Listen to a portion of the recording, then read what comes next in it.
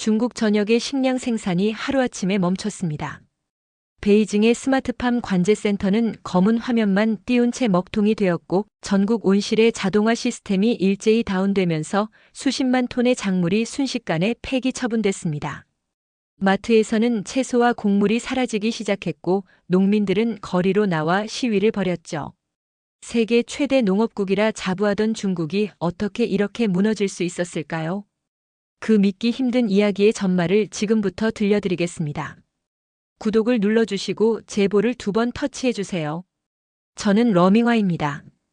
중국 농업과학기술부 스마트농업기획국 국장으로 일하고 있습니다. 푸단 대학교에서 농학 석사를 마치고 베이징 농업개혁 프로젝트를 진두지휘해 온 지 벌써 15년이 흘렀죠. 그날은 평범한 월요일 아침이었습니다. 새벽 5시 30분 평소처럼 일찍 일어나 뉴스를 확인하던 저에게 첫 번째 전화가 걸려왔습니다. 허난성 농업관리소에서 걸려온 급박한 목소리였습니다. 관제센터 서버가 갑자기 다운됐다는 보고였죠. 처음엔 단순한 서버 오류려니 생각했습니다. 하지만 곧이어 터져나온 연쇄 보고들이 제 예상을 완전히 뒤엎었습니다. 산둥성, 장쑤성, 허베이성. 전국 주요 농업지역에서 동시다발적으로 같은 문제가 발생하고 있었습니다. 스마트팜 관제 시스템이 일제히 마비된 거였죠. 6시가 되자 상황은 더욱 심각해졌습니다. 자동 온도 조절 시스템이 멈춘 온실들에서 작물들이 급격한 온도 변화를 견디지 못하고 시들기 시작했다는 보고가 쏟아져 들어왔습니다. 베이징 근교의 대형 스마트팜 단지에서는 밤새 냉각 시스템이 작동하지 않아 온실 내 온도가 40도까지 치솟았고 수백만 위안 어치의 토마토와 오이가 한순간에 상해버렸습니다. 저는 급히 사무실로 달려갔습니다. 엘리베이터 안에서도 계속 울리는 휴대폰 벨소리가 마치 재앙을 알리는 경보음처럼 들렸죠.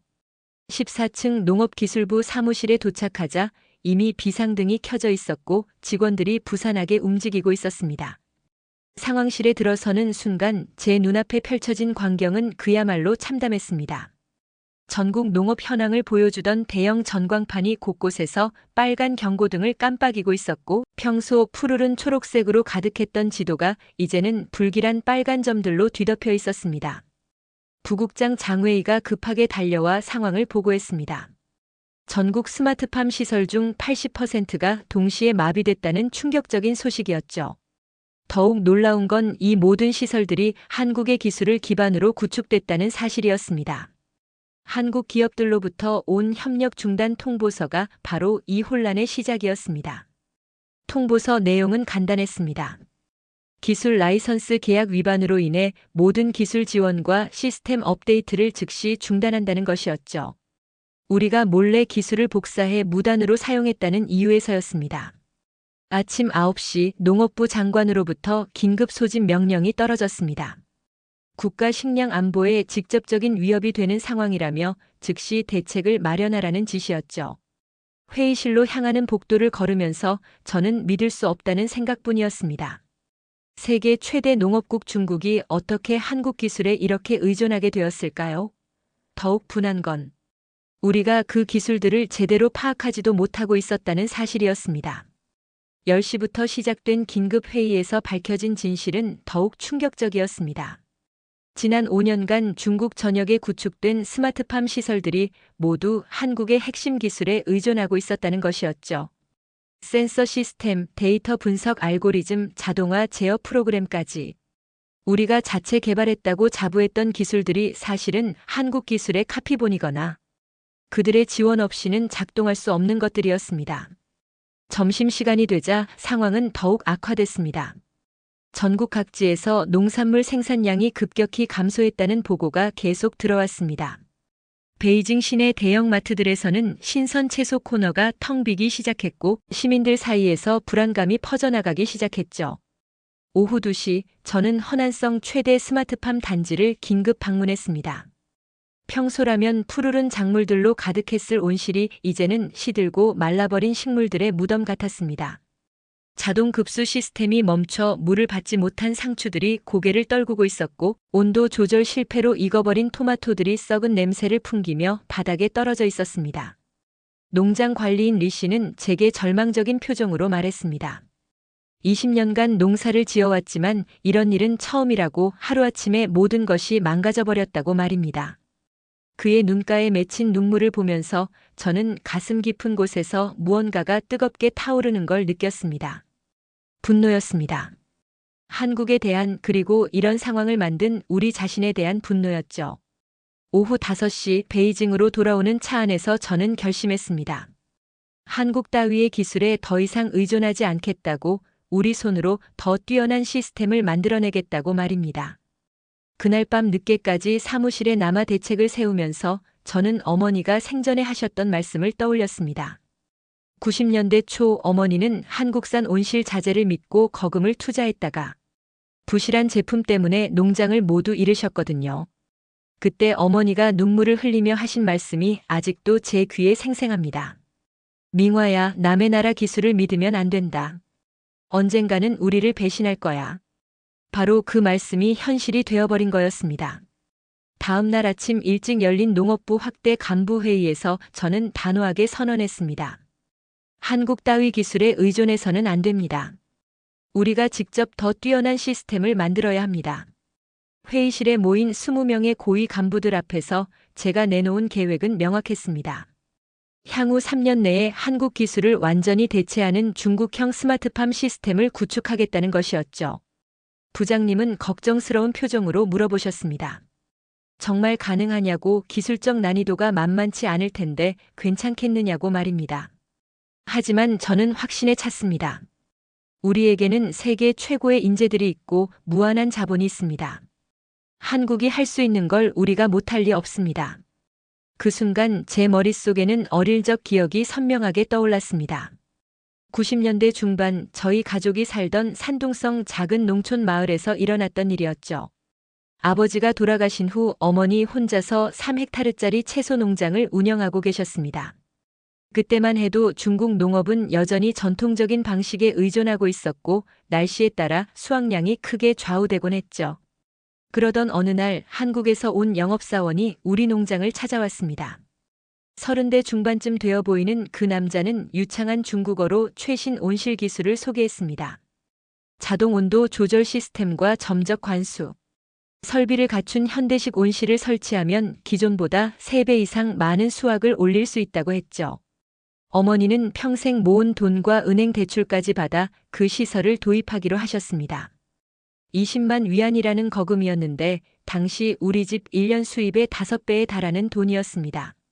설치 초기에는 모든 게 순조로워 보였습니다. 온실 안에 토마토와 오이들이 무럭무럭 자라났고 이웃 농가들이 부러워할 정도로 좋은 성과를 거두고 있었죠. 어머니는 매일 아침 온실을 점검하며 흐뭇한 미소를 지으셨습니다. 하지만 문제는 3달 후에 터졌습니다. 어느 날 갑자기 온도 조절 시스템이 고장났습니다. 한국 업체에 연락했지만 부품을 구하려면 1달 이상 걸린다는 답변만 돌아왔죠. 그 사이 여름 무더위가 시작됐고 온실 안온도가 45도까지 치솟으면서 모든 작물이 말라 죽어버렸습니다. 더 충격적인 건 그 다음이었습니다. 수리를 위해 온 한국 기술자가 확인해보니 핵심 부품들이 모두 중국 현지 생산품으로 바뀌어 있었다는 거였습니다.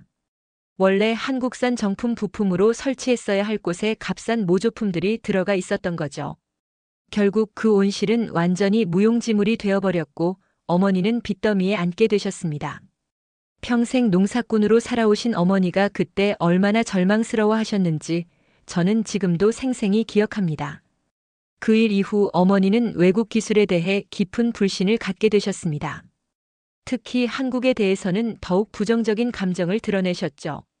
겉으로는 좋은 말만 하면서 속으로는 중국 사람들을 우습게 본다고 언젠가는 우리를 배신할 거라고 늘 말씀하셨습니다.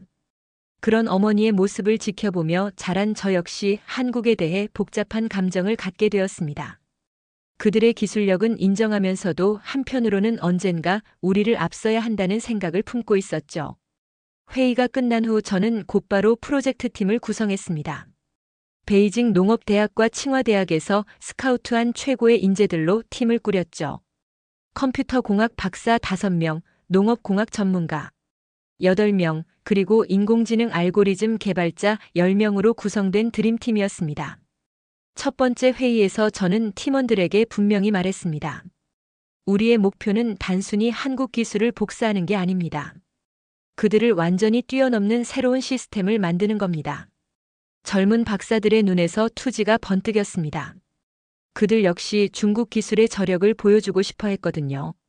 그 주말 저는 혼자 베이징 교외의 한국 기업 연구소를 둘러보러 갔습니다. 높은 담장 너머로 보이는 깔끔한 건물들과 잘 정돈된 연구시설들을 보면서 묘한 감정이 들었습니다. 부러움과 동시에 분노가 치밀어 올랐죠. 언젠가는 저 건물들보다 더 크고 더 현대적인 연구소를 우리 손으로 지어내겠다고 다짐했습니다. 그리고 전 세계가 중국의 농업 기술을 우러러보게 만들겠다고 마음먹었죠. 그날 밤 집에 돌아와 딸 샤오유와 저녁을 먹으면서 저는 제 계획을 들려주었습니다. 16살이 된 딸은 시큰둥한 표정으로 대답했습니다. 아빠는 맨날 큰 소리만 치면서 정작 중요한 건 못 지키잖아요. 엄마랑 이혼할 때도 그랬고 말이에요. 딸의 차가운 말에 가슴이 찔렸지만 저는 이번만큼은 다르다고 확신했습니다. 이번에야말로 제대로 성과를 내서 딸에게도 그리고 저 자신에게도 자랑스러운 아버지가 되겠다고 다짐했죠. 월요일부터 본격적인 프로젝트가 시작됐습니다. 팀원들과 함께 한국 스마트팜 기술의 핵심 요소들을 분석하기 시작했습니다. 센서 기술, 데이터 처리 알고리즘, 자동화 제어 시스템까지 하나하나 뜯어보며 우리만의 방식으로 재구성해 나갔죠. 매일 밤늦게까지 연구실에서 머리를 맞대고 토론했습니다. 어떻게 하면 한국 기술보다 더 정확하고 효율적인 시스템을 만들 수 있을지, 그들이 생각하지 못한 새로운 아이디어는 없을지 끊임없이 고민했습니다. 2달이 지나자 첫 번째 프로토타입이 완성됐습니다. 기존 한국 시스템보다 20% 빠른 데이터 처리 속도와 30% 높은 정확도를 자랑하는 시스템이었죠. 테스트 결과를 확인하는 순간 저는 가슴이 벅차올랐습니다.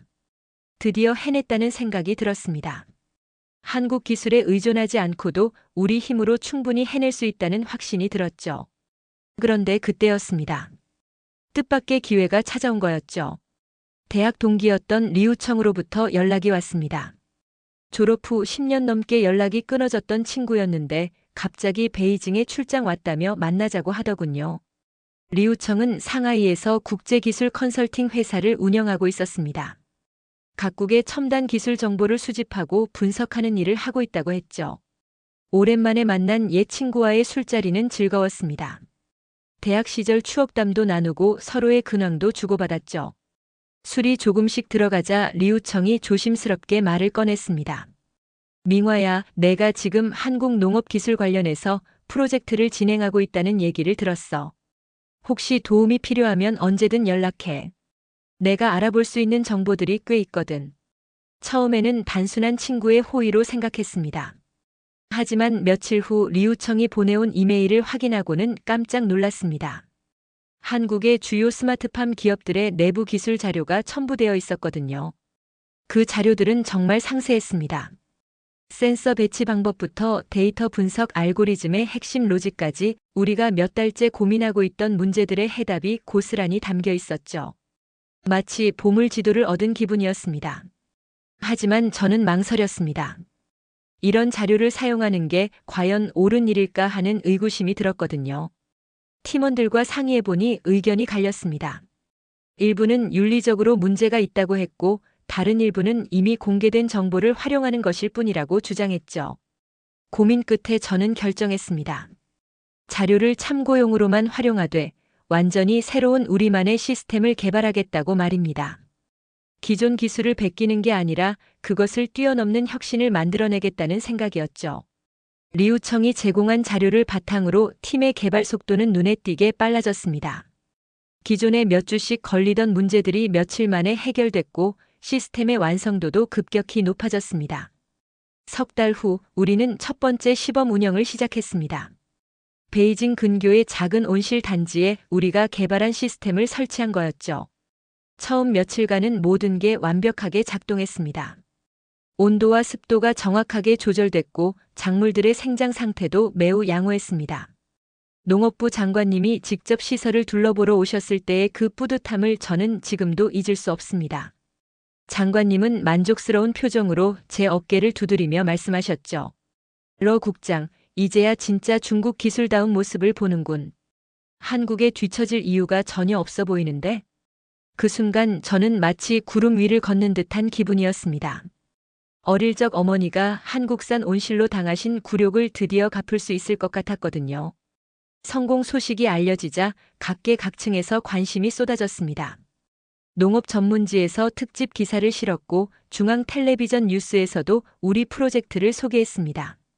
중국 농업 기술의 새로운 전환점이라는 찬사가 이어졌죠. 저는 언론 인터뷰에서 자신 있게 말했습니다. 이제 중국은 농업 기술 분야에서도 세계 최고 수준에 도달했습니다. 더 이상 외국 기술에 의존할 필요가 없습니다. 그때만 해도 저는 정말 그렇게 믿었습니다. 우리가 한국을 뛰어넘었다고 이제 중국이 세계 농업 기술의 선두주자가 될 수 있다고 확신했죠. 프로젝트 성공을 기념하는 파티에서 저는 팀원들에게 감사 인사를 전했습니다. 여러분의 노력 덕분에 불가능해 보이던 일을 해냈다고 이제 진짜 승부는 전국 확산 단계에서 벌어질 거라고 말했습니다. 그날 밤 집에 돌아와 딸 샤오유에게 프로젝트 성공 소식을 전했습니다. 평소 냉담하던 딸도 이번에는 조금 관심을 보이더군요. 아빠가 정말 대단한 일을 한 거예요? 뉴스에서도 나왔다면서요? 딸의 관심 어린 눈빛을 보면서 저는 가슴이 벅찼습니다. 이혼 후 줄곧 무능한 아버지라는 시선을 받아왔는데 드디어 딸에게 자랑스러운 모습을 보여줄 수 있게 된 거였죠. 그 주말 저는 혼자 어머니 산소를 찾아갔습니다. 돌아가신 지 벌써 5년이 흘렀지만 중요한 일이 있을 때마다 어머니 곁을 찾곤 했거든요. 산소 앞에 앉아 저는 어머니께 조용히 말씀드렸습니다. 어머니, 이제 한국 기술에 당하셨던 그 억울함을 갚았습니다. 아들이 제대로 된 일을 해냈어요. 산바람이 불어와 제 뺨을 스쳤습니다. 마치 어머니가 제 뺨을 쓰다듬어 주시는 것 같았죠. 그날 저는 진짜 모든 걸 이뤄낸 것 같은 기분이었습니다. 하지만 그때의 저는 몰랐습니다. 진짜 시험은 이제 막 시작될 뿐이라는 걸 말입니다. 전국 확산 프로젝트가 시작된 건 이듬해 봄이었습니다. 정부에서 대대적인 예산을 배정해 전국 주요 농업지역에 우리 시스템을 보급하기로 했죠. 총 300억 위안이 투입되는 초대형 프로젝트였습니다. 저는 프로젝트 총책임자로 임명되었고 전국 20여 개 성에 동시 설치를 진행했습니다. 처음 2달은 순조로웠습니다. 각 지역에서 올라오는 보고서들은 모두 긍정적이었죠. 작물 생산량이 평균 20% 증가했고 농민들의 만족도도 높았습니다. 언론에서는 중국 농업의 신기원이라며 연일 보도했고 저는 농업 영웅으로 떠올랐습니다. 하지만 여름이 되면서 상황이 조금씩 이상해지기 시작했습니다. 첫 번째 문제는 장수성에서 터졌습니다. 갑작스러운 폭염이 닥쳤는데 우리 시스템이 제대로 대응하지 못한 거였죠. 온도 센서가 정확한 데이터를 읽지 못했고 냉각 시스템의 가동 타이밍이 늦어지면서 대규모 작물 피해가 발생했습니다. 현지 농업 담당자는 급하게 전화를 걸어왔습니다. 시스템이 이상하다고 기존 한국 시스템에서는 볼 수 없던 오류가 계속 발생한다고 했죠. 저는 단순한 초기 버그라고 생각하며 기술팀을 급파했습니다. 하지만 그것은 시작에 불과했습니다. 이어서 산둥성, 허난성, 허베이성에서도 비슷한 문제들이 연쇄적으로 터져나왔습니다. 습도 조절 실패, 양분 공급 시스템 오작동, 병충해 예방 시스템 마비까지. 우리가 자랑스럽게 내세웠던 기술들이 하나둘씩 한계를 드러내기 시작한 거였습니다. 가장 충격적이었던 것은 데이터 분석 알고리즘의 치명적 결함이었습니다. 기후변화에 따른 복잡한 변수들을 제대로 처리하지 못하면서 완전히 엉뚱한 결과를 내놓기 시작한 거였죠. 물을 더 줘야 할 상황에서 물 공급을 중단하라고 지시하고 온도를 낮춰야 할 때 오히려 높이라고 명령하는 황당한 일들이 벌어졌습니다. 저는 밤잠을 이룰 수 없었습니다. 매일 전국 각지에서 쏟아지는 문제 보고서들을 보면서 머리가 깨질 것 같았죠. 팀원들과 함께 문제 원인을 찾아보려 했지만 워낙 복잡하게 얽힌 시스템이라 어디부터 손을 대야 할지 알 수 없었습니다. 그러던 어느 날 리우청으로부터 충격적인 전화가 걸려왔습니다. 민화야, 미안하다. 내가 너에게 준 자료들에 문제가 있었어.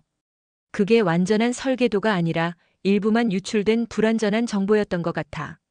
리우청의 말을 듣는 순간 저는 온몸에 찬물을 뒤집어 쓴 것 같았습니다. 우리가 몇 달 동안 신뢰했던 기술 자료가 사실은 조각난 퍼즐에 불과했다는 얘기였죠. 핵심적인 부분들이 빠진 채로 우리가 나머지를 추측해서 메꿔 넣었던 거였습니다. 더 큰 문제는 그 빈 공간들을 우리가 제멋대로 채워 넣으면서 전체 시스템의 균형이 완전히 깨져버렸다는 점이었습니다. 마치 정교한 시계의 핵심 부품 몇 개를 빼고 비슷해 보이는 다른 부품으로 대체한 것과 같았죠. 겉보기에는 작동하는 것 같지만 실제로는 언제 멈춰버릴지 모르는 불안정한 상태였던 겁니다. 팀 회의에서 이 사실을 공개했을 때 모든 팀원들의 얼굴이 창백해졌습니다. 젊은 박사 중 한 명이 떨리는 목소리로 물었습니다. 그럼 지금 전국에 설치된 시스템들이 모두 시한폭탄이라는 말씀이신가요? 저는 대답할 수 없었습니다.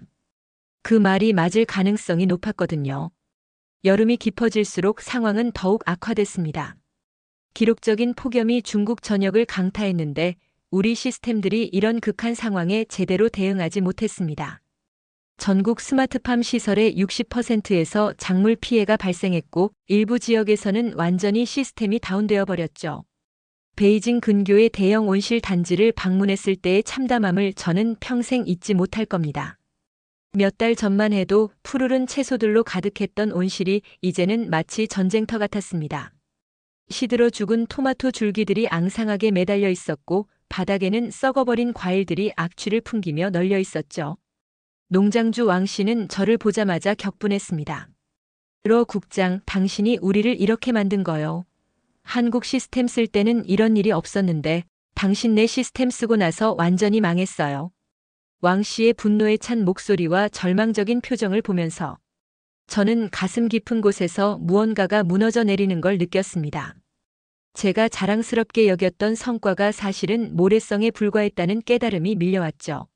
농민들의 시위가 시작된 건 그 다음 주였습니다. 허난성 정저우시에서 수백 명의 농민들이 성정부 청사 앞에 모여 항해 시위를 벌인 거였죠.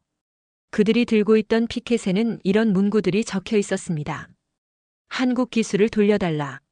중국 기술은 믿을 수 없다. 우리 농사를 망친 놈들을 처벌하라. 텔레비전 뉴스에서 그 장면을 보는 순간 저는 눈앞이 캄캄해졌습니다. 제가 애국심으로 시작했던 프로젝트가 오히려 국가에 해를 끼치는 결과를 낳고 있었던 거죠. 더욱 가슴 아픈 건 농민들의 인터뷰였습니다. 60대 노인 한 분이 카메라 앞에서 눈물을 흘리며 말씀하시는 모습을 보고 저는 정말 견딜 수 없었습니다. 우리는 그냥 농사만 잘 짓고 싶었는데 왜 이런 일을 당해야 하는 거요? 한국 기술은 좋았어요. 문제없이 잘 돌아갔거든요. 근데 왜 그걸 없애고 이상한 걸로 바꿔놓은 거예요? 그 할아버지의 말씀을 들으면서 저는 어릴 적 어머니가 당하셨던 일이 떠올랐습니다. 한국 기술을 믿고 투자했다가 실패했던 어머니의 모습과 지금 제 때문에 피해를 보고 있는 농민들의 모습이 겹쳐 보였죠. 아이러니했습니다. 어머니의 복수를 위해 시작한 일이 결국 더 많은 농민들에게 똑같은 고통을 안겨주고 있었던 거였습니다. 그날 밤 사무실에서 혼자 앉아 있는데 농업부 장관님으로부터 전화가 걸려왔습니다. 목소리에서 깊은 실망감이 느껴졌죠. 러 국장, 이번 사태의 책임을 누가 져야 하는지 아시겠지요? 국가 예산 300억 위안이 날아갔고 전국 농민들이 피해를 보고 있습니다. 더 이상 변명의 여지가 없어 보이는데요. 전화를 끊고 나서 저는 오랫동안 멍하니 앉아 있었습니다. 창밖으로 보이는 베이징의 야경이 평소와 다르게 쓸쓸하게 느껴졌죠. 화려한 네온 사인들 사이로 제 미래도 함께 사라져가는 것 같았습니다. 문제의 진짜 원인이 밝혀진 건 그로부터 일주일 후였습니다. 기술팀에서 시스템을 전면 재검토한 결과 충격적인 사실이 드러났습니다. 리우청이 제공했던 자료들이 단순히 불완전한 게 아니라 아예 고의로 조작된 가짜 정보였던 거였죠. 한국 기업들이 자신들의 핵심 기술을 보호하기 위해 의도적으로 유출시킨 미끼 자료였던 겁니다. 겉보기에는 진짜 같아 보이지만 실제로는 작동하지 않도록 교묘하게 설계된 함정이었죠. 더욱 충격적인 건 리우청이 이미 한 달 전에 상하이에서 잠적해버렸다는 사실이었습니다. 그가 운영하던 컨설팅 회사도 가짜였고 사무실 주소도 존재하지 않는 곳이었죠. 저는 완전히 속아 넘어간 거였습니다. 그 순간 저는 제가 얼마나 순진했는지 깨달았습니다. 친구라는 이름으로 접근한 리우청의 진짜 정체가 무엇이었는지, 그가 왜 그 시점에 나타났는지 이제야 알 수 있었죠. 아마도 한국 기업들과 연결된 브로커였을 가능성이 높았습니다. 팀원들에게 이 사실을 알렸을 때 회의실은 정적이 흘렀습니다. 몇 달 동안 밤잠을 줄여가며 열심히 일했던 젊은 연구원들의 얼굴에서 실망과 분노가 동시에 드러났죠. 박사과정 학생 중 한 명이 조용히 말했습니다. 교수님, 그럼 우리가 지금까지 한 모든 작업이 의미 없다는 건가요? 우리가 만든 건 기술이 아니라 그냥 쓰레기였다는 말씀이신가요? 저는 아무 대답도 할 수 없었습니다. 그 말이 사실이었거든요. 다음 날 아침 농업부에 출근했을 때 제 책상 위에는 징계 통보서가 놓여 있었습니다. 프로젝트 실패와 국가 예산 낭비에 대한 책임을 물어 국장직에서 해임한다는 내용이었죠. 또한 향후 3년간 정부 관련 프로젝트 참여를 금지한다는 조항도 있었습니다. 제 인생에서 가장 굴욕적인 순간이었습니다. 20년간 쌓아온 모든 것이 하루아침에 무너져 내렸죠. 동료들의 시선이 따갑게 느껴졌고 복도를 걸을 때마다 뒤에서 수군거리는 소리가 들렸습니다. 점심시간에 평소 친하게 지내던 부국장 장웨이가 조심스럽게 다가왔습니다. 민화야, 정말 안 됐다. 하지만 이번 일은 너무 큰 사고였어. 윗선에서도 어쩔 수 없다고 하더라. 조용히 지내다가 시간이 지나면 다시 기회가 있을 거야. 장웨이의 위로는 진심이었겠지만 저에게는 그마저도 공허하게 들렸습니다.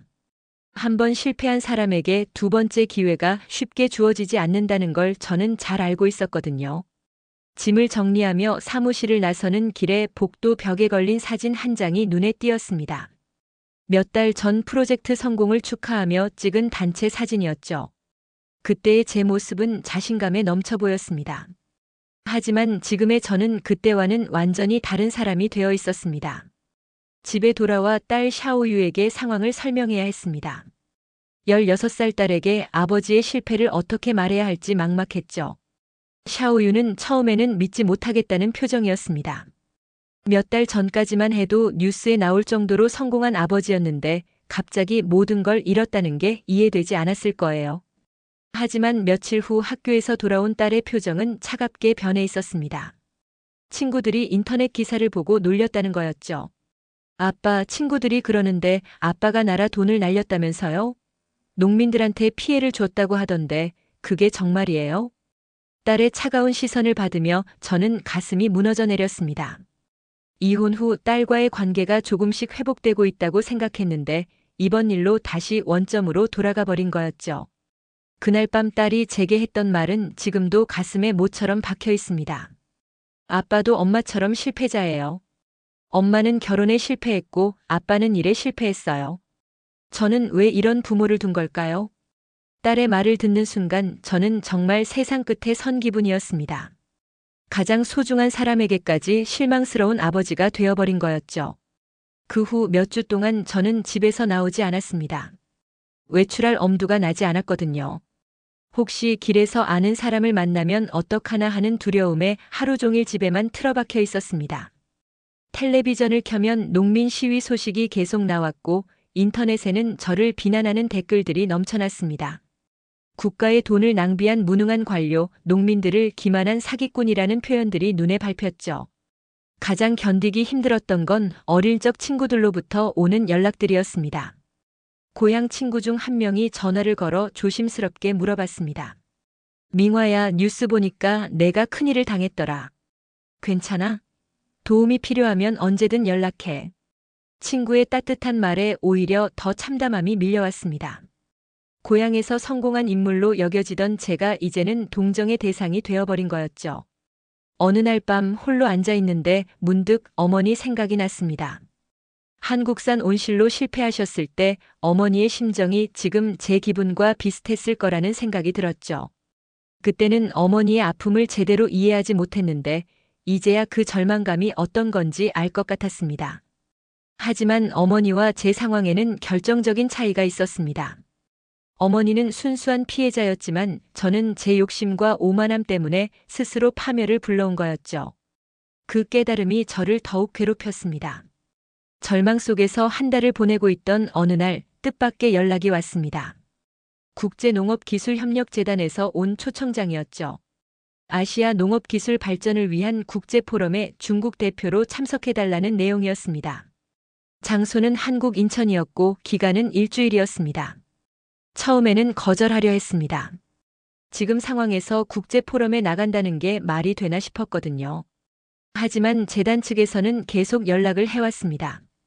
중국의 농업기술 현황을 객관적으로 평가하고 향후 발전 방향을 모색하는 자리라며 실무 경험이 풍부한 전문가가 필요하다고 했죠. 고민 끝에 저는 참석하기로 결정했습니다.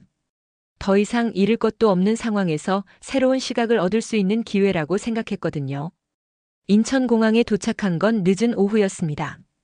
10년 만에 밟는 한국 땅이었죠. 공항에서 나오며 한국어 안내방송을 들으니 묘한 기분이 들었습니다. 몇 달 전까지만 해도 한국을 라이벌로 여겼는데 이제는 제가 배워야 할 대상이 되어 있다는 생각이 들었거든요. 포럼이 열리는 송도 국제도시는 정말 인상적이었습니다.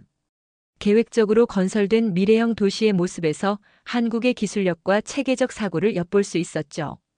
깔끔하게 정돈된 거리와 첨단 건물들을 보면서 저는 우리가 얼마나 피상적으로 한국을 이해하고 있었는지 깨달았습니다.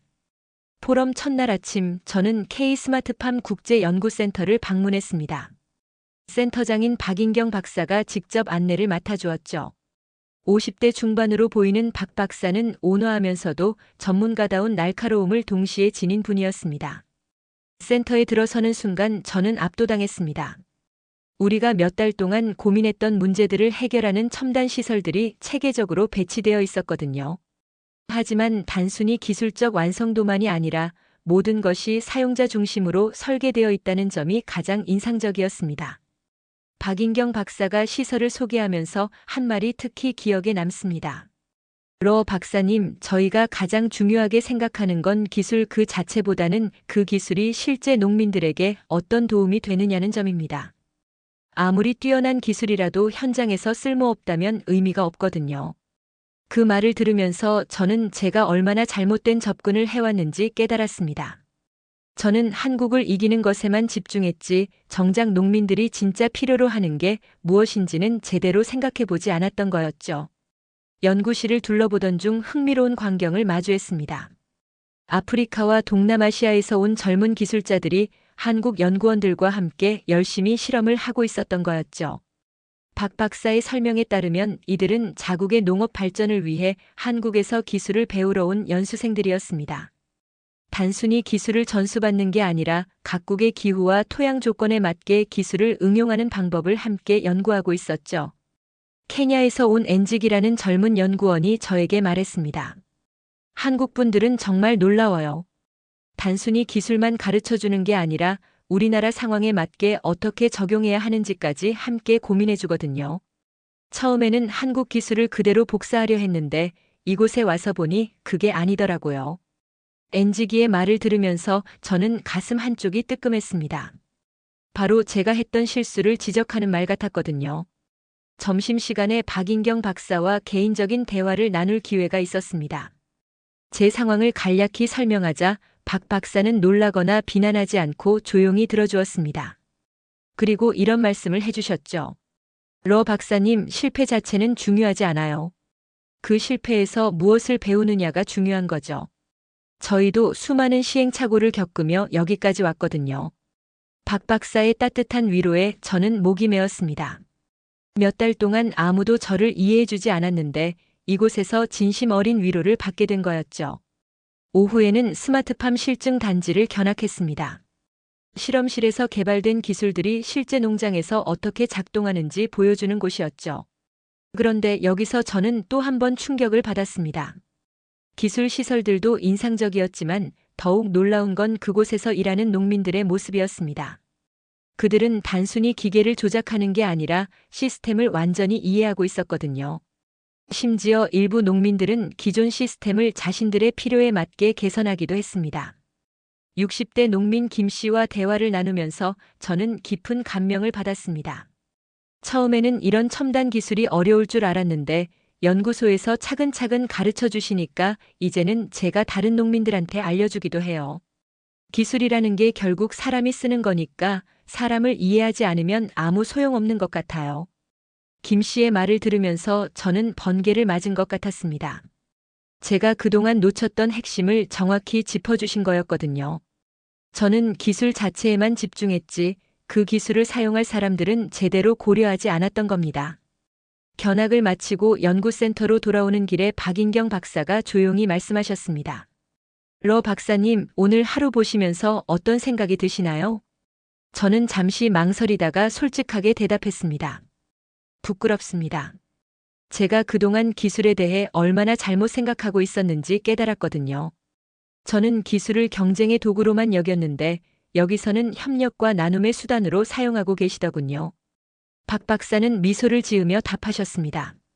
그게 바로 저희가 추구하는 철학이에요. 기술은 보여줄 수 있지만 마음은 복사할 수 없거든요. 진정한 기술 발전은 서로를 이기려 할 때가 아니라 함께 성장하려 할 때 이루어지는 것 같아요. 그날 밤 호텔 방에서 저는 오랫동안 잠들지 못했습니다. 하루 종일 본 것들이 머릿속을 맴돌았거든요. 한국의 진짜 실력은 첨단 기술 그 자체가 아니라 그 기술을 통해 사람들을 성장시키는 능력에 있다는 걸 깨달았습니다. 제가 중국에서 보고 배워온 한국은 경쟁 상대이자 넘어서야 할 벽이었습니다. 하지만 실제로 만난 한국은 함께 성장하고자 하는 파트너였죠. 이 차이가 결국 우리 프로젝트 실패의 근본 원인이었다는 생각이 들었습니다. 다음 날부터 본격적인 포럼이 시작됐습니다. 아시아 각국의 농업 전문가들이 모여 각자의 경험과 기술을 공유하는 자리였죠. 저는 중국 대표로서 우리나라의 스마트팜 현황을 발표해야 했습니다. 발표 준비를 하면서 저는 고민에 빠졌습니다. 실패한 프로젝트에 대해 어떻게 설명해야 할지 막막했거든요. 거짓으로 포장할 수도 없고 그렇다고 너무 솔직하게 말하기도 어려운 상황이었습니다. 결국 저는 진실을 말하기로 결정했습니다. 제 실패 경험을 통해 다른 나라들이 같은 실수를 반복하지 않도록 도움을 주는 것도 의미 있는 일이라고 생각했거든요. 발표 당일 저는 떨리는 마음으로 연단에 올랐습니다. 객석에는 아시아 각국의 농업 전문가 200여 명이 앉아 있었죠. 그들의 시선을 받으며 저는 천천히 입을 열었습니다. 안녕하세요. 중국에서 온 러밍화입니다. 오늘 저는 성공 사례가 아닌 실패 사례를 말씀드리려 합니다. 제가 겪은 실패를 통해 진정한 기술 발전이 무엇인지 함께 생각해보는 시간이 되었으면 합니다. 청중들 사이에서 약간의 술렁임이 일었지만 저는 계속해서 제 이야기를 들려주었습니다. 어떻게 민족적 자존심으로 시작한 프로젝트가 결국 더 큰 피해를 낳았는지, 기술을 복사하는 것과 진짜 이해하는 것 사이에 얼마나 큰 차이가 있는지 솔직하게 털어놓았습니다. 발표를 마치자 잠시 정적이 흘렀습니다. 그러다가 1명, 2명씩 박수를 치기 시작하더니 결국 전체 청중이 기립박수를 보내주었습니다. 저는 그 순간 눈물이 날 것 같았습니다. 발표 후 많은 전문가들이 저에게 다가와 격려의 말을 건넸습니다. 특히 베트남에서 온 한 연구원의 말이 인상 깊었습니다. 러 박사님의 솔직한 이야기 덕분에 저희도 많은 걸 배웠습니다. 기술 개발에서 가장 중요한 건 겸손함이라는 걸 다시 한번 깨달았어요. 그날 저녁 박인경 박사와 개인적인 만남을 가졌습니다. 인천 앞바다가 보이는 조용한 카페에서 차를 마시며 깊은 대화를 나누었죠. 박 박사가 먼저 말을 꺼내셨습니다. 러 박사님, 오늘 발표 정말 용기 있으셨어요. 자신의 실패를 공개적으로 인정한다는 게 쉬운 일이 아닌데 말이에요. 저는 쓴웃음을 지으며 대답했습니다. 더 이상 숨길 것도 없어서 그런 것 같아요. 오히려 이렇게 털어놓고 나니 마음이 좀 편해지네요. 박 박사는 진지한 표정으로 말씀하셨습니다. 실패는 끝이 아니라 새로운 시작이에요. 러 박사님처럼 실패에서 진정한 교훈을 얻을 수 있는 분이라면 분명 더 큰 성과를 이루실 거예요. 다만 이번에는 경쟁이 아닌 협력의 관점에서 접근해 보시면 어떨까요? 그 말을 들으면서 저는 가슴 깊은 곳에서 무언가가 움트는 걸 느꼈습니다. 희망이라고 부를 수 있을 만한 감정이었죠. 포럼 셋째 날 저는 박인경 박사의 제안으로 서울 근교의 스마트팜 교육센터를 방문했습니다. 그곳은 개발도상국 농업기술자들을 위한 연수 프로그램을 운영하는 곳이었죠. 케냐, 베트남, 방글라데시, 페루 등 세계 각국에서 온 젊은 기술자들이 석 달간 머물며 스마트팜 기술을 배우고 있었습니다.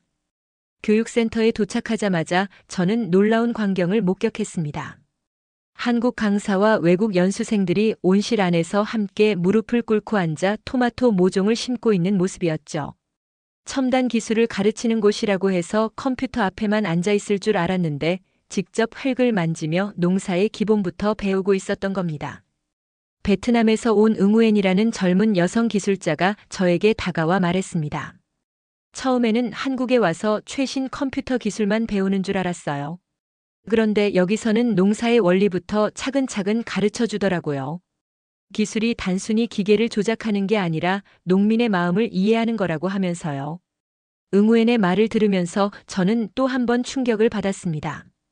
한국이 기술을 전수하는 방식이 제가 생각했던 것과 완전히 달랐거든요.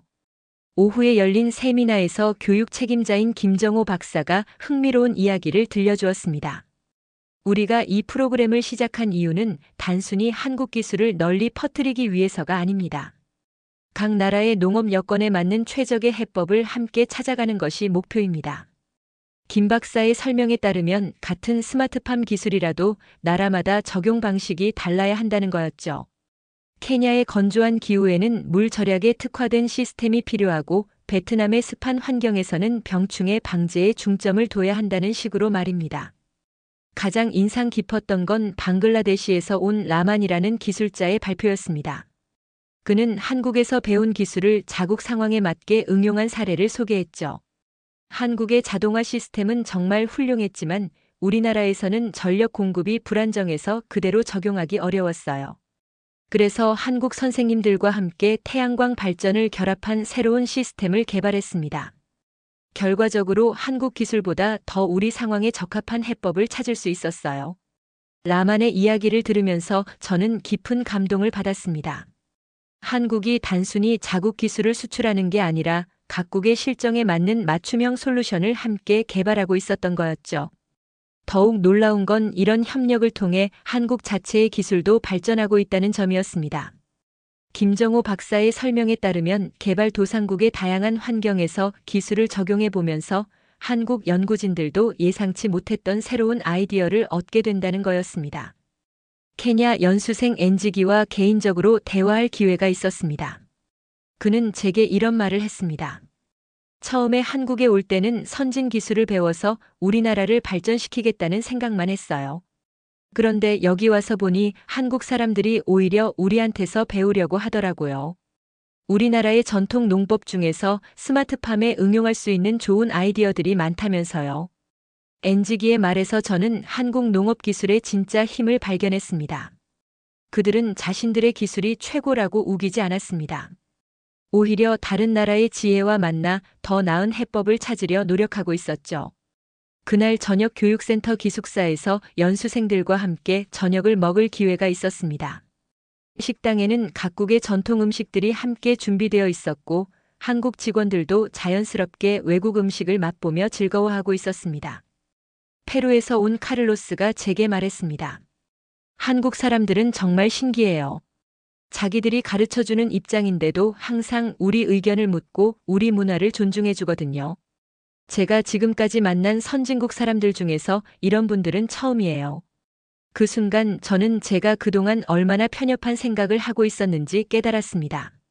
저는 한국을 경쟁 상대로만 여기며 이기거나 지는 관계로만 생각했는데 실제로는 함께 성장할 수 있는 파트너였던 거였죠. 다음 날 아침 일찍 온실 실습에 참여해 보았습니다. 연수생들과 함께 센서 데이터를 분석하고 최적의 환경 조건을 설정하는 작업을 해봤죠. 그런데 여기서 또 한 번 놀라운 경험을 했습니다. 한국 강사들이 연수생들에게 단순히 정답을 알려주는 게 아니라 스스로 생각해서 답을 찾도록 유도하고 있었던 거였습니다. 강사 중 한 명인 이민수 박사가 제게 설명해 주었습니다. 우리가 중요하게 생각하는 건 기술을 전달하는 게 아니라 기술을 이해하는 능력을 길러주는 거예요. 그래야 이분들이 자국에 돌아가서도 스스로 문제를 해결하고 발전시켜 나갈 수 있거든요. 이 박사의 말을 들으면서 저는 가슴이 뜨거워졌습니다. 이것이야말로 진정한 기술 협력이라는 생각이 들었거든요. 점심시간에 방글라데시 연수생 파리다와 대화를 나누었습니다. 그녀는 자국에서 농업 관련 NGO를 운영하고 있는 분이었죠. 파리다가 제게 한 말이 특히 인상 깊었습니다. 러 박사님, 저는 이곳에 와서 기술보다 더 소중한 걸 배웠어요. 바로 농민을 존중하는 마음이에요. 한국 선생님들은 항상 농민이 주인공이라고 말해요. 기술은 농민을 돕는 도구일 뿐이라고요. 그 말을 들으면서 저는 제가 저질렀던 가장 큰 실수를 깨달았습니다. 저는 기술 자체에만 매몰되어 정작 그 기술을 사용할 농민들의 마음은 제대로 헤아리지 못했던 거였죠. 오후에 열린 토론 시간에서 저는 용기를 내어 제 경험을 공유했습니다. 중국에서 겪었던 실패 사례를 솔직하게 이야기하며 진정한 기술 발전이 무엇인지에 대한 제 생각을 털어놓았습니다. 연수생들은 제 이야기를 진지하게 들어주었고 여러 가지 질문과 의견을 나누었습니다. 그 과정에서 저는 다시 한번 깨달았습니다. 실패를 숨기려 하지 말고 공유함으로써 더 큰 가치를 만들 수 있다는 것을 말입니다. 그날 밤 기숙사에서 저는 오랫동안 깨어 있었습니다. 이틀 동안 본 것들이 머릿속을 정리되지 않고 맴돌았거든요. 한국의 진짜 실력은 첨단 기술을 만드는 능력이 아니었습니다. 그보다는 서로 다른 문화와 환경을 가진 사람들과 함께 더 나은 해법을 찾아가는 능력이었죠. 그들은 기술을 독점하려 하지 않고 나누려 했고 가르치면서 동시에 배우려는 자세를 잃지 않았습니다. 창밖으로 보이는 서울의 야경을 바라보며 저는 마음 깊은 곳에서 변화가 일어나고 있음을 느꼈습니다. 한국에 대한 제 인식이 완전히 달라지고 있었던 거였죠. 포럼 마지막 날 박인경 박사가 저를 따로 만나자고 했습니다. 인천 송도의 한 조용한 공원에서 만난 박 박사는 진지한 표정으로 제게 제안을 했습니다. 러 박사님, 혹시 관심이 있으시다면 저희와 함께 일해보시는 건 어떨까요? 한중 농업기술 협력 프로젝트를 새로 시작하려고 하는데 박사님 같은 분이 꼭 필요합니다. 처음에는 제 귀를 의심했습니다. 실패한 프로젝트의 책임자인 제게 이런 기회를 제안한다는 게 믿어지지 않았거든요. 박 박사는 제 의아한 표정을 보고 미소를 지으며 설명했습니다. 실패 경험이야말로 가장 소중한 자산이에요. 러 박사님처럼 실패를 통해 진정한 교훈을 얻은 분이 있어야 같은 실수를 반복하지 않을 수 있거든요. 또한 중국의 실정을 가장 잘 아시는 분이기도 하고요. 며칠간 고민한 끝에 저는 이 제안을 받아들이기로 했습니다. 중국으로 돌아가 농업부에 사표를 제출하고 새로운 도전을 시작하기로 결심한 거였죠. 베이징에 돌아와 사표를 제출할 때 동료들의 반응은 의외였습니다. 대부분이 저를 이해할 수 없다는 표정이었죠. 부국장 장웨이가 저를 말렸습니다. 민화야, 정말 미쳤나? 지금 상황에서 공직을 그만둔다고 한국 가서 일한다는 게 말이 되나? 하지만 저는 확신에 차 있었습니다. 이번만큼은 진짜 의미 있는 일을 할 수 있을 것 같았거든요. 집에서 딸 샤오유에게 결정을 알렸을 때 딸의 반응은 더욱 차가웠습니다. 아빠, 또 실패하면 어떡해요? 이번에는 정말 돌이킬 수 없는 일이 될 수도 있어요. 딸의 걱정 어린 목소리에 저는 가슴이 아팠지만 동시에 확신도 들었습니다. 샤오유야, 이번에는 다를 거야. 아빠가 진짜로 배운 게 있거든. 실패를 두려워하지 말고 그 실패에서 배우는 게 중요하다는 걸 깨달았어. 한 달 후 저는 다시 인천에 도착했습니다. 이번에는 관광객이 아닌 동반자로서 말입니다. 베이징 인천 스마트팜 협력센터 설립 프로젝트가 본격적으로 시작됐습니다. 한국과 중국의 농업 전문가들이 함께 양국에 적합한 스마트팜 기술을 개발하는 것이 목표였죠. 프로젝트 초기 회의에서 저는 솔직하게 제 과거 실패 경험을 공유했습니다. 어떤 점에서 잘못 접근했는지, 무엇을 놓쳤는지 상세히 설명했죠. 한국 연구진들은 제 이야기를 진지하게 들어주었고 같은 실수를 반복하지 않기 위한 방안들을 함께 모색했습니다. 특히 중국 연구진을 구성할 때 저는 새로운 접근을 시도했습니다. 기술 전문가들뿐만 아니라 실제 농민들의 목소리를 대변할 수 있는 현장 전문가들도 팀에 포함시킨 거였죠. 허난성에서 30년간 농사를 지어온 리 농민도 프로젝트 자문위원으로 참여했습니다. 처음에는 어색해하던 연구진들도 리 농민의 현실적인 조언을 들으면서 점차 마음을 열기 시작했습니다. 리 농민이 한 말이 특히 인상 깊었습니다. 기술이 아무리 좋아도 농민이 쓸 수 없으면 소용없어요. 저희 같은 사람도 쉽게 이해하고 사용할 수 있게 만들어주세요. 프로젝트가 진행되면서 저는 예전과는 완전히 다른 방식으로 일하고 있음을 느꼈습니다. 한국 기술을 이기려 하지 않고 함께 더 나은 해법을 찾으려 했고 농민들의 실제 필요를 최우선으로 고려했죠. 석 달 후 첫 번째 시범 단지가 베이징 근교에 완성됐습니다. 한국의 첨단 기술과 중국의 현지 여건을 조화롭게 결합한 새로운 형태의 스마트팜이었죠. 시범 운영 결과는 놀라웠습니다. 기존 중국 시스템보다 30% 높은 효율성을 보였고 농민들의 만족도도 매우 높았습니다. 무엇보다 시스템이 안정적으로 작동했고 예상치 못한 오류가 거의 발생하지 않았죠. 성공 소식이 알려지자 중국 언론들이 관심을 보이기 시작했습니다. 하지만 이번에는 예전처럼 우쭐해하지 않았습니다. 진정한 성공은 이제 시작일 뿐이라는 걸 알고 있었거든요. 1년 후 베이징 인천 스마트팜 협력센터 공식 개관식이 열렸습니다. 양국 농업부 관계자들과 언론진들이 대거 참석한 큰 행사였죠. 개관식 연단의 선전은 감회가 새로웠습니다. 몇 년 전 같았다면 한국을 이겼다는 식으로 자랑했을 텐데 이제는 완전히 다른 마음가짐이었습니다. 저는 마이크를 잡고 진심을 담아 말했습니다. 오늘 이 자리는 경쟁의 끝이 아니라 협력의 시작입니다.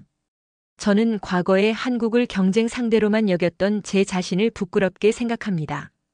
진정한 발전은 서로를 이기려 할 때가 아니라 함께 성장하려 할 때 이루어진다는 걸 이제야 깨달았습니다.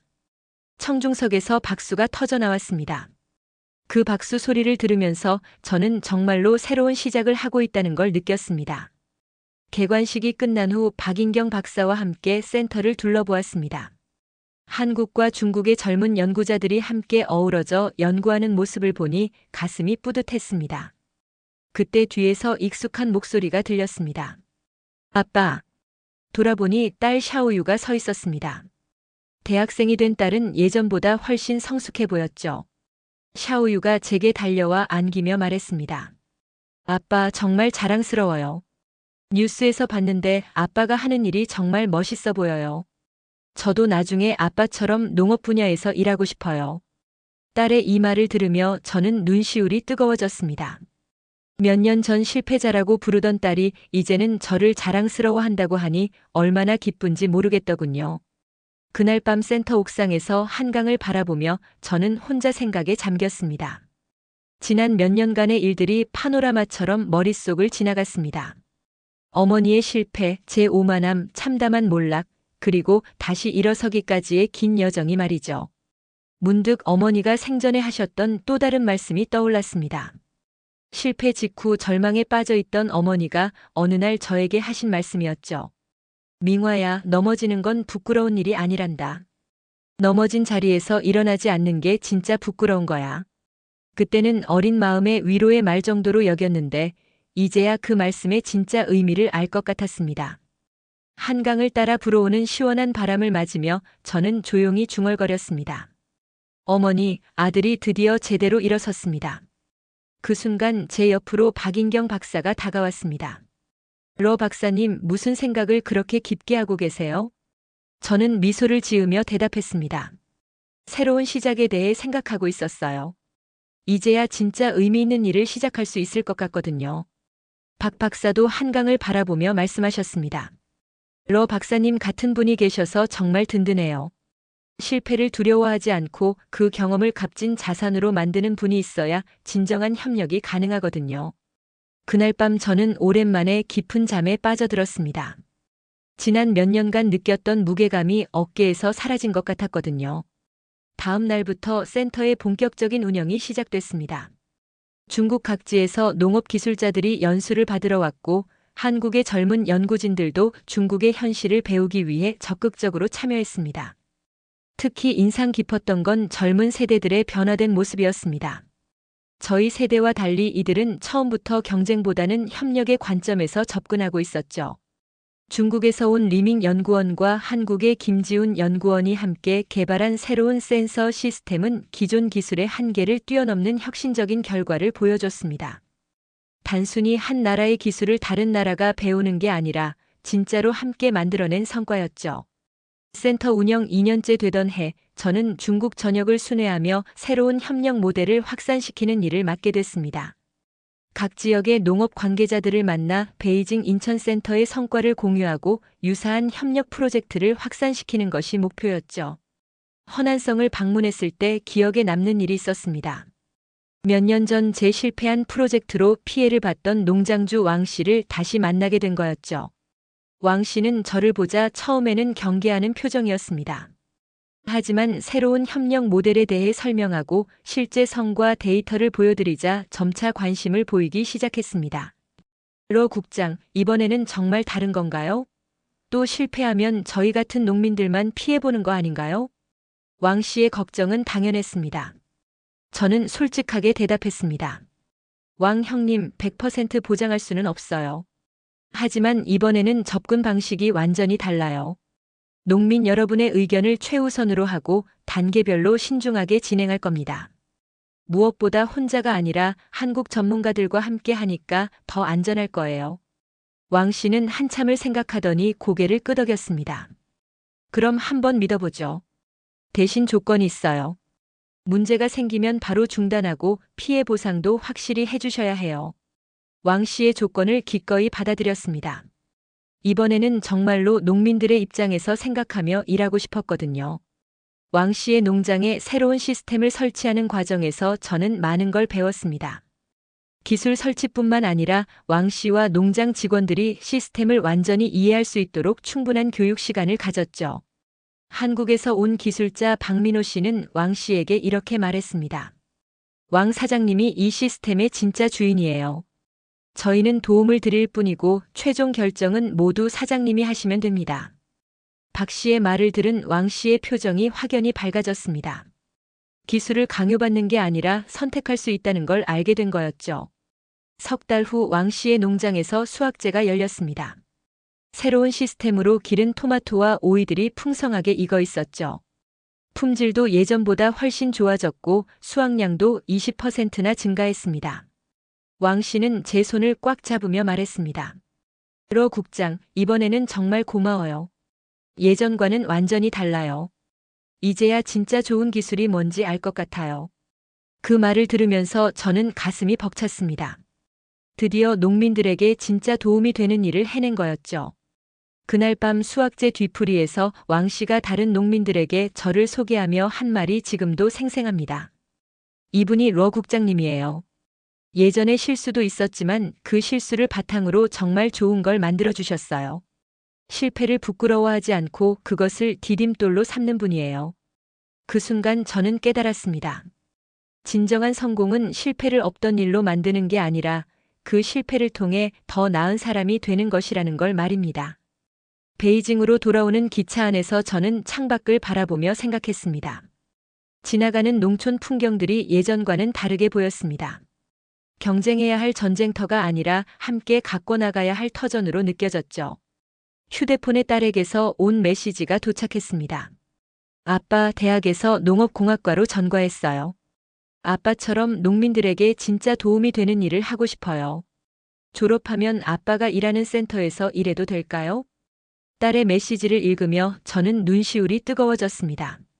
제 실패와 재기의 이야기가 딸에게 좋은 영향을 끼쳤다는 걸 알 수 있었거든요. 기차가 베이징역에 도착했을 때 저는 완전히 새로운 사람이 된 기분이었습니다. 과거의 상처와 아픔들이 이제는 더 나은 미래를 만들어가는 자양분이 되고 있었죠.